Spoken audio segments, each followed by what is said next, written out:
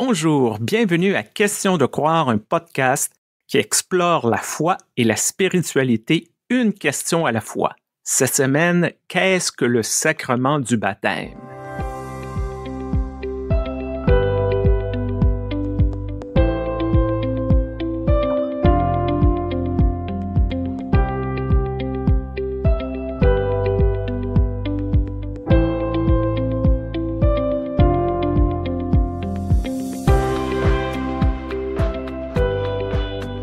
Bonjour Stéphane. Bonjour Joanne, bonjour à toutes les personnes qui nous écoutent.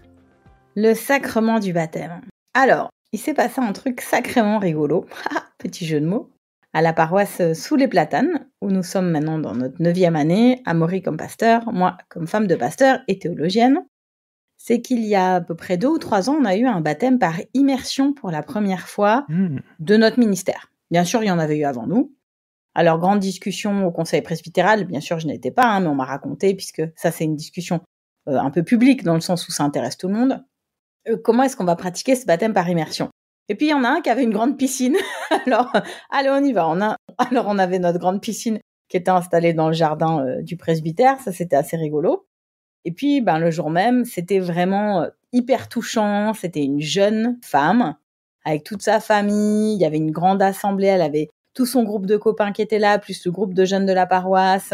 C'était beau, c'était bien. J'avais demandé l'autorisation, j'ai fait des photos. Et puis, on les a postées sur les réseaux sociaux parce que c'était vraiment une grande fête. C'était un moment un peu à part, quoi. Direct. Mais alors, direct, Stéphane, ça n'a pas loupé. J'ai eu droit à quelques commentaires un peu incisifs. Alors, comme ça, on ne baptise plus que par immersion, ou bien je ne savais pas que les luthéro-réformés baptisaient par immersion, je croyais que c'était que les évangéliques. Des tas de remarques un petit peu décalées, déplacées. Et moi, je me suis dit, en fait, il y avait beaucoup de joie dans ce moment, beaucoup d'authenticité. Une jeune femme, voilà, au début de sa vie un peu universitaire, presque professionnelle. Une communauté autour, sa famille. Il y avait vraiment que du beau et du bon. Et quelque part, ça a dérangé, ça a heurté. Et pourquoi? Parce qu'en fait, le baptême, c'est quelque chose qui n'est pas consensuel. Et pourtant, c'est à la base, finalement, de tout notre système dogmatique ou doctrinal. Je dois avouer que pour moi, le baptême en tant que pasteur, c'est peut-être l'acte pastoral qui me procure le plus grand plaisir. Je suis toujours heureux le jour d'un baptême. Il n'y a rien qui peut m'affecter, c'est la joie totale. Bon, les gens parfois sont plus ou moins habitués, ils me demandent qu'est-ce qu'on doit donner. Moi, je dis, ça se paye pas un sacrement, là. C'est gratuit. À l'exception de, je veux une bonne photo. Et je me suis construit un scrapbook de tous les baptêmes que j'ai faits en tant que pasteur. Et j'ai même dit un jour à mon épouse, le jour de mes funérailles, c'est ces photos-là que je veux qu'ils soient diffusées d'une façon ou d'une autre, parce que ce sera sûrement la plus grande chose que j'aurai accomplie de ma vie. Mais c'est vrai que c'est pas un acte consensuel, surtout lorsqu'on parle d'enfants. Les adultes, bon, oui, les personnes ont choisi, mais lorsqu'on a un bébé, c'est pas consensuel. Et il y a toujours, dans la tradition dans laquelle je travaille, est-ce que les personnes sont membres de la paroisse? Est-ce qu'ils ont des liens avec l'Église? C'est ces questions-là qui reviennent souvent. Et moi, je n'ai jamais refusé de faire un baptême parce que l'enfant n'a pas choisi ses parents. C'est l'enfant qu'on baptise, c'est pas les parents. Et c'est un acte de foi, oui, mais c'est aussi un acte de foi dans le sens où on baptise cet enfant-là, on invite les parents à grandir dans la foi ensemble. Et après ça, on espère que cet enfant-là va être touché d'une manière ou d'une autre par la présence de Dieu. C'est un message que j'adore. Il y a aussi un côté cadeau d'amour. Mon mari, quand il prépare les baptêmes d'enfants, moi, j'ai jamais baptisé de bébé. Toujours des enfants qui marchaient ou qui étaient en âge de parler, ou des gens plus grands, mais bébé, non. Je cherche, mais non, ça m'a pas encore été donné. Mon scrapbook est petit. Mais mon mari, quand il fait les préparations de baptême, et il en a déjà fait avec moi parce que des paroissiens avaient demandé que je sois là, voilà, c'était trop chou. Il dit que c'est un cadeau emballé. Le baptême, c'est un cadeau emballé. Et un jour, la personne choisit de déballer le cadeau ou pas. Donc, en tout cas, le cadeau est là.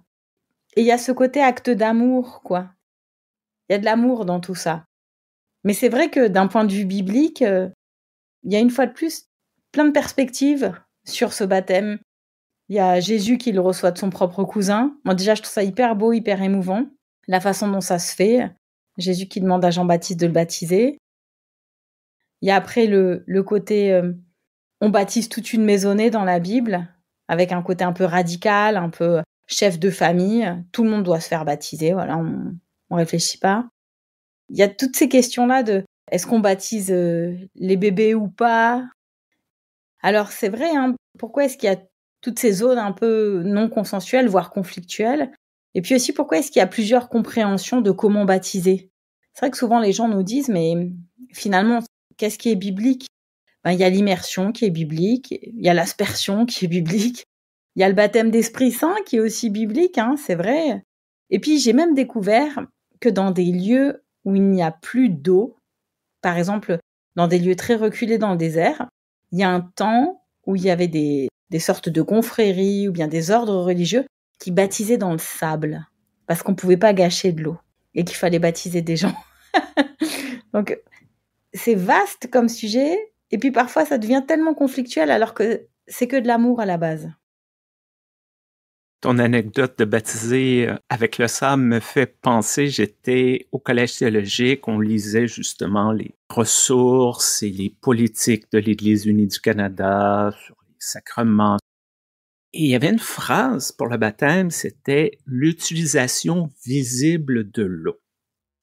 Et nous, on se grattait la tête, mais pourquoi que c'est écrit et pourquoi que c'est spécifique pour que ça soit visible? Et notre professeur, un peu embêté, nous a raconté que, dans les années 70, il y avait des pasteurs qui étaient un peu moins regardants et qui ouvraient les fonds baptismaux. Il n'y avait pas d'eau, c'était sec. Ils disaient, c'est pas grave, on va faire ça, comme disait l'expression, nettoyage à sec. On va faire à semblant qu'on met de l'eau, puis ça va être aussi bien. Et ça crée de grosses commotions. Et je pense que ça illustre, et un peu comme ton anecdote du début de l'épisode, comment, oui, il y a le sacrement, mais il y a aussi le rituel. Et comment le rituel est quelque chose d'important. Il y a une bonne façon de faire les choses, et lorsqu'on s'en éloigne un petit peu, pour une raison ou une autre, ça titille, ça rend mal à l'aise. Il y a des gens qui accueillent la créativité. Ah, c'est bien. D'autres personnes, non, on touche à un rituel, quelque chose de sacré.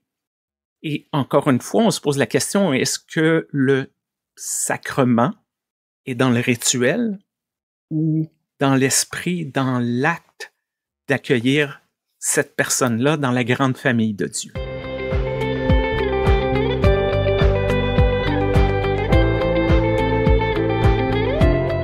C'est ça, parce que ce qu'on apprend avec le baptême, c'est qu'on reçoit un signe visible d'un amour invisible. Et on a tous et toutes besoin de signes visibles. Moi, par exemple, je suis pas très bouquet de fleurs et tout, mais je suis toujours hyper touchée quand mon mari pense à me ramener, par exemple, de la mangue quand il fait les courses. Quand il vient et qu'il me dit « Ah, je t'ai acheté une mangue ». Ça, c'est le langage de l'amour, en fait. Ou quand il sait que je vais partir rouler en voiture et puis que je le vois qui tourne autour de la voiture. Toi-même, tu sais, hein, Stéphane, il vérifie un peu les pneus. Voilà, il check 2-3 trucs. Voilà, il va remplir un petit peu le tank d'essence. Ça, c'est le langage de l'amour, en fait.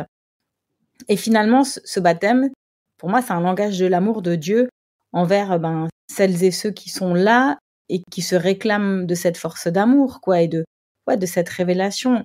Et pourtant, c'est un sujet d'embrouille avec nos sœurs et nos frères en Christ, notamment, bien sûr, sur la question du rebaptême. Alors, rebaptême, c'est dur, notamment parce qu'on a pas mal de sœurs et frères, côté évangélique, pentecôtiste, qui part du principe que les baptêmes d'enfants, là, ton scrapbook, là, il y en a pas mal qui sont pas valides parce qu'ils pensent que l'enfant n'a pas pu choisir, n'a pas pu faire le pas de la foi, n'a pas pu confesser sa foi. Nous, on est des théologies un peu similaires où on pense que on est au bénéfice de la grâce de Dieu, qu'on le choisisse ou pas, finalement, parce que c'est une grâce d'amour, c'est une façon d'avancer dans la vie. Mais par contre, on n'est plus si plein d'amour lorsqu'on apprend que notre voisin, le pasteur pentecôtiste ou évangélique, a rebaptisé des personnes qu'on avait baptisées enfants.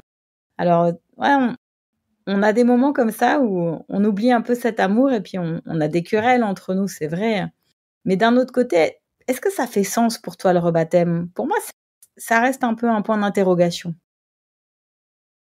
Moi, c'est assez nébuleux, cette histoire-là, parce que dans la majorité des grandes églises chrétiennes, lorsqu'on baptise au nom du Père, du Fils et de l'Esprit Saint, c'est supposé être correct. Peut-être que c'est ça une des choses qui est difficile pour certaines personnes. Ce sacrement du baptême appartient à la chrétienté dans son ensemble. Bon, il y a des anabaptismes, mais quand même, dans la très grande majorité des églises, on reconnaît le sacrement du baptême. Et c'est lorsqu'on essaie de se l'approprier en église. Le baptême de mon église est meilleur que le tien. Que là, ça commence à créer des conflits. Au lieu de dire, tu baptises, je baptise, le résultat est merveilleux. Pourquoi qu'on se chicane pour, je dirais, presque des détails? Quel âge a la personne baptisée? Quel est l'objectif de tout ça? Je comprends pas. Moi, tu vois, je me pose aussi la question des formules de baptême. Je te baptise au nom du Père, du Fils et du Saint-Esprit. C'est vrai que toutes les églises ne sont pas trinitaires. Toutes les églises ne baptisent pas au nom de l'Esprit. Donc ça, c'est vrai que ça donne une sorte d'argument à celles et ceux qui demandent qu'on soit aussi baptisé par l'Esprit. Et d'ailleurs, à ce sujet, j'ai une anecdote assez rigolote. Il y a 25 ans, quand j'étais à la fac, pour la première fois, à un moment donné, j'étais assise, je sais plus où, quelque part dans la fac, et j'étais en train de réviser un peu. Et là, il y en a un qui s'assoit à ma droite, l'autre qui s'assoit à ma gauche. Et ils me font la conversation. Est-ce que tu es chrétienne? Oui. Je leur dis, je suis en fac de théologie. Ah d'accord, est-ce que tu as été baptisée? Tu sais, alors c'est quand même, c'est touchant parce qu'il y a peu de gens qui, comme ça, à la fac, te parlent de ton baptême. Et en même temps, je me disais, mais qui sont ces gens? Parce qu'il y a 25 ans, il n'y avait pas beaucoup de monde pas baptisé en fac de théologie, je dois dire. Donc je leur dis, ben oui, je suis en fac de théologie pour devenir pasteur. Il me dit, non, mais d'accord, peut-être qu'étant petite, on t'a versé un peu d'eau sur la tête. Donc déjà, c'est pas le cas, mais peu importe. Donc je lui dis non, j'avais 10 ans, c'est moi qui ai décidé. Là, il était un peu embêté. Puis après, il me dit, mais as-tu été baptisé du Saint-Esprit? Parce que le baptême d'eau n'a pas de validité tant que tu n'as pas été baptisé du Saint-Esprit. C'était génial parce que pendant plusieurs jours, j'étais perdue dans un abîme de pensées. Avais-je été baptisée au nom du Saint-Esprit? Parce que finalement, s'il y a bien un truc qui caractérise le Saint-Esprit, c'est qu'on ne sait pas trop comment ça fonctionne. On a fait tout un épisode, toi et moi, sur le Saint-Esprit. On attend un peu les feedbacks des gens, mais on ne sait pas trop comment ça fonctionne, cette affaire de Saint-Esprit. Ouais, c'est assez mystérieux, énigmatique, vivifiant, intéressant, mais pour répondre à la question, j'avais pas la ref, comme ils disent les jeunes, je savais pas du tout quoi lui répondre. Et c'est après que j'ai découvert qu'on avait certaines controverses avec d'autres églises, parce que semblerait-il que nos baptêmes d'eau, même de personnes sensées, par exemple moi j'avais 10 ans et j'avais fait le choix de personnes plus adultes, ne sont pas valides. Et semblerait-il que même que dans la grande famille, disons, revivaliste ou évangélique, il y a des baptêmes qui ne sont pas jugés valides parce qu'il n'y a pas eu des manifestations du Saint-Esprit lors du baptême. Encore une fois, qui décide de la validité d'un baptême? Moi, je peux avoir des normes, toi, tu as des normes peut-être différentes. Je pense que un des problèmes, c'est que il y a des personnes qui croient que le baptême donne quelque chose, produit quelque chose. Si une personne est baptisée, elle sera meilleure, elle sera sauvée. Moi, bien personnellement, Je crois que le baptême n'est pas une finalité. Elle n'est pas une passe VIP pour avoir accès au paradis directement. C'est le début d'un processus. Peut-être la seule garantie que moi je vois dans le baptême, et c'est une formule que j'ai honteusement piquée à un autre pasteur, le pasteur Gérald Doré, qui est à la retraite, c'est cette promesse que l'Église fait. Cette promesse que peu importe ce qui va arriver dans le futur de cette personne, peu importe les égarements, peu importe les erreurs, peu importe ce que cette personne fait ou ne fait pas, il y a une promesse qu'il y aura toujours une place à l'Église pour cette personne-là. Et c'est quand même une promesse importante de dire « tu seras toujours ennemi ». Ça ne veut pas dire que tout est permis, mais tu seras toujours un membre de la famille, tu seras toujours un membre de la communauté. Et c'est ça que je pense qui est plus fort dans le baptême, c'est l'engagement que l'Église, que la communauté fait, que d'avoir une certitude que maintenant je suis sauvé, maintenant j'ai l'Esprit en moi. Non, c'est un processus, ça se fait sur une vie.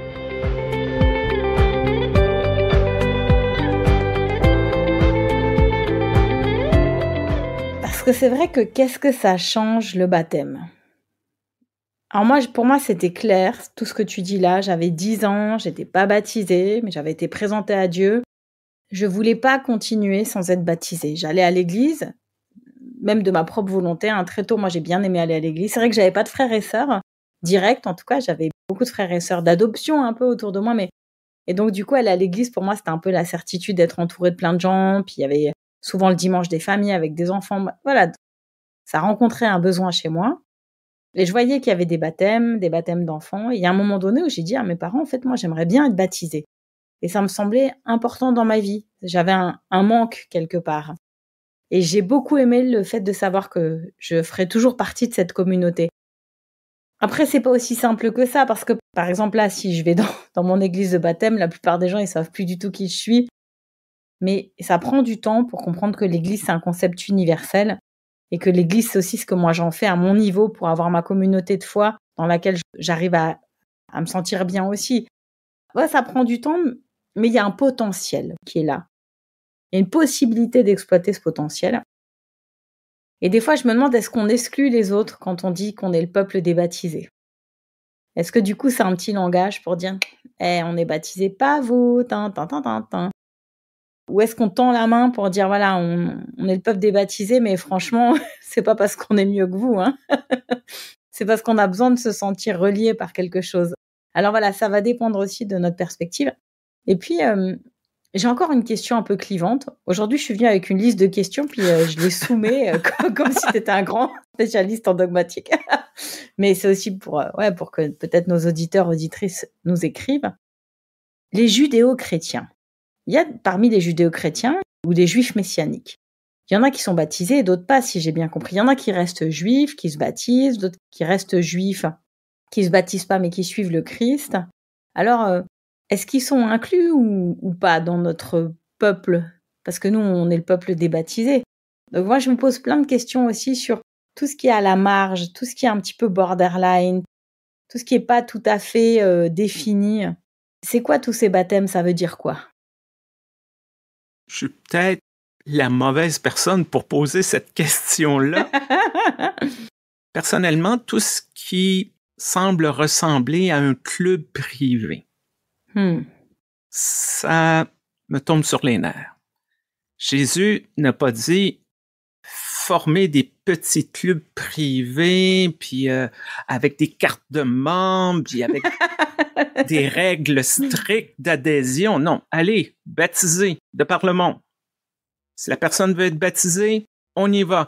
C'est un peu l'histoire de l'eunuque qui rencontre Philippe, qui passe un peu de temps à discuter, blablabla. Ils font comme une petite étude biblique et l'eunuque dit « Bon, maintenant qu'on s'est parlé, maintenant qu'on s'est rencontrés, est-ce qu'il y a une raison légitime que je ne sois pas baptisé? » Et l'apôtre dit « non. et le baptême se fait là. Est-ce que le baptême a été reconnu par le groupe de Jérusalem? On ne sait pas. Et c'est peut-être pas ça l'important de cette histoire-là. Il y a des personnes comme toi qui ont ressenti ce besoin-là. Merveilleux. Il y a des personnes qui ne ressentiront jamais ce besoin-là de ce sacrement, mais qui vont être impliquées dans leur Église, qui vont suivre la parole de Jésus. OK. On ne sait jamais. Et c'est une anecdote que je vais te raconter. C'est l'histoire de Marion Bess, qui racontait que, bon, dans sa jeunesse, elle allait pas vraiment à l'église, puis là, elle est devenue maman pour la première fois. Puis là, elle a regardé son enfant, elle dit, bon, il faudrait bien que je baptise cet enfant-là. Ne sachant pas trop, est allée l'église la plus proche, qui était l'église unie du coin. Bon, le pasteur, il dit, OK, on va cheminer ensemble. Et de fil en aiguille, elle commence à s'impliquer à l'école du dimanche, puis elle commence à s'impliquer dans le groupe des femmes, dans le conseil de paroisse, dans la structure de l'église. Après quelques années, elle est devenue modératrice de l'Église unie du Canada. Hey. Plus tard, elle est devenue vice-modératrice du Conseil mondial des Églises. Hey.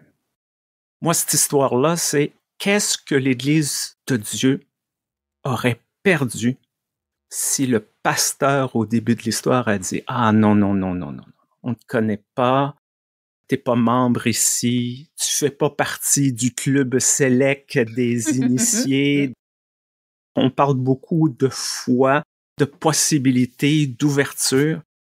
Je pense aussi ça fait partie de ce sacrement-là du baptême, qu'il y a des choses que l'on peut pas contrôler, justement. En clin d'œil à l'Église catholique, est-ce que tu avais suivi ces chiffres, Stéphane, qu'en fait, il y a eu des hausses de baptême incroyables ces dernières années? Et les sociologues se disent que c'est un peu normal que nos contemporaines ont besoin de rituels forts. Et comme c'est l'évêque de chaque région, de chaque évêché chez les catholiques, qui procède au baptême d'adultes la nuit de Pâques, finalement, c'est un symbole rituel très fort, un moment solennel, une vraie reconnaissance communautaire, et ça rejoint tout ce que tu dis, tout ce qu'on a dit, ce besoin de se sentir pleinement accueilli. Là, tu as un personnage d'autorité. Et moi, j'étais même frappée parce que j'ai parlé avec des personnes queer qui se sont converties et qui ont demandé le baptême dans le catholicisme, alors qu'elles s'étaient senties persécutées par l'Église catholique. Mais elles l'ont fait parce qu'elles avaient besoin de se sentir à nouveau accueillies et aimées au sein d'une Église. Et nous qui avons été assez tièdes sur ces questions-là, de dire « Oh, attendez, on va faire des commissions, on va y réfléchir, mais vous êtes quand même assez les bienvenus pourvu que ça se remarque pas trop, que vous êtes homo. » Ben, en étant pas tranché dans un sens, mais pas non plus très démonstratif dans l'autre, bon, ça crée un peu quelque chose de l'ordre de l'entre-deux. Et donc, il y a une hausse comme ça du côté des baptêmes chez les jeunes dans l'Église catholique. Et je me dis, il y a une grande recherche, il y a un grand potentiel.